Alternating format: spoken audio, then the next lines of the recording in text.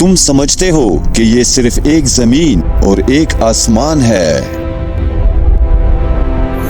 کیا واقعی تمہاری پرسیپشن مکمل ہے؟ کیا تمہیں یقین ہے کہ جو تم دیکھ رہے ہو وہی پوری حقیقت ہے؟ 1400 سال پہلے قرآن نے انسان کو ایک ایسی بات بتائی جو آنکھوں کو نہیں، سوچ کو ہلا دیتی ہے۔ کائنات کی پرتیں جو ہماری آنکھوں سے چھپی ہوئی ہیں۔ اللہ کی کائنات سیدھی نہیں، یہ لیئرز میں بنی ہوئی ہے۔ قرآن کہتا ہے الذي خلق سبع سماوات طباقا، 7 آسمان ایک دوسرے کے اوپر۔ یہ آیات بتاتی ہیں کہ اللہ کی کائنات سٹرکچرڈ لیئرز پر مبنی ہے۔ یہ صرف زمین اور آسمان کے درمیان نہیں بلکہ ہماری پرسیپشن سے بالکل باہر ہیں۔ مطلب جو تم دیکھ رہے ہو وہ صرف پہلی سطح ہے۔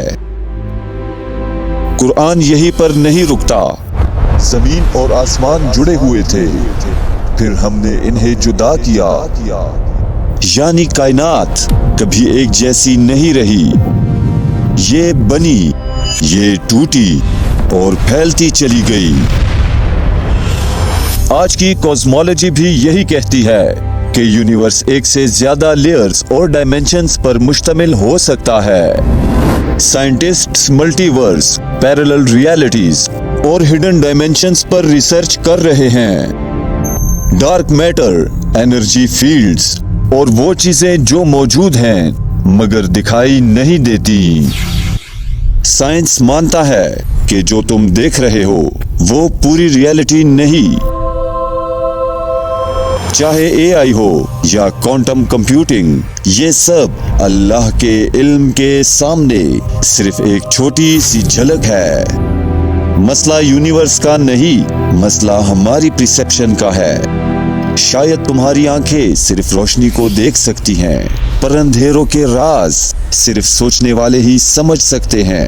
کیونکہ تمہاری آنکھیں دیکھ سکتی ہیں لیکن سمجھ لمیٹڈ ہوتی ہے۔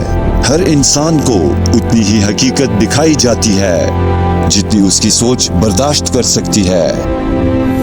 جو صرف دیکھنا چاہتا ہے اسے صرف ظاہر ملتا ہے، جو سوچتا ہے اسے اشارہ ملتا ہے، اور جو جھکتا ہے اسے راستہ دکھایا جاتا ہے۔ یہ ساری لیئرز صرف کائنات کے باہر نہیں، انسان کے اندر بھی ہوتی ہیں۔